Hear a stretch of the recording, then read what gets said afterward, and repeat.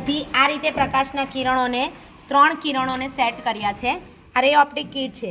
હવે હું આને સમતલ અરીસો વચ્ચે મૂકીશ પ્રકાશના માર્ગમાં, તો આ રીતે પ્રકાશનું પરાવર્તન થશે અને એ અહીંયા આપણે જોઈ શકીએ છીએ કે પરાવર્તન થયા બાદ કિરણો આપણને અહીંયા મળે છે અને આ સમતલ અરીસામાં પ્રતિબિંબ છે અને આ પ્રકાશનું પરાવર્તન છે. એટલે 3 કિરણો આપણને આ રીતે પરાવર્તિત થવા જોવા મળે છે. જો આપણે ના મૂક્યું હોત તો પ્રકાશના કિરણો કેવા દિશામાં જતા? સીધી દિશામાં.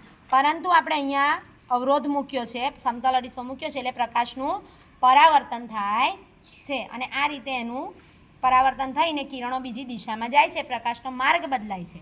હવે આપણે જોવાનું છે આ બહિર્ગોળ અરીસો. જો બહિર્ગોળ અરીસોમાં કિરણો છૂટા થાય છે. ખ્યાલ આવ્યો બધાને? સમતલ અરીસા કરતાં જુદું.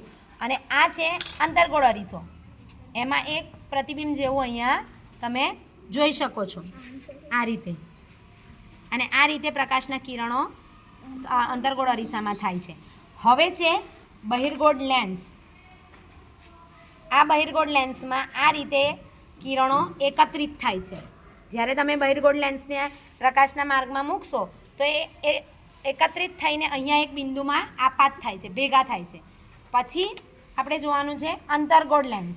જો એમાં કિરણો છૂટા પડે છે, એમાં ભેગા થતા નથી. હવે આપણે એક ત્રિકોણાકાર આકૃતિ પણ સપાટી જોવાની છે. આ ત્રિકોણાકાર છે તો એમાં 3 બાજુએ દેખાય છે અને અહીંયા જો આપણે જેમ જેમ ફેરવીશું એમ દિશા પણ બદલાશે. જો ખ્યાલ આવ્યો?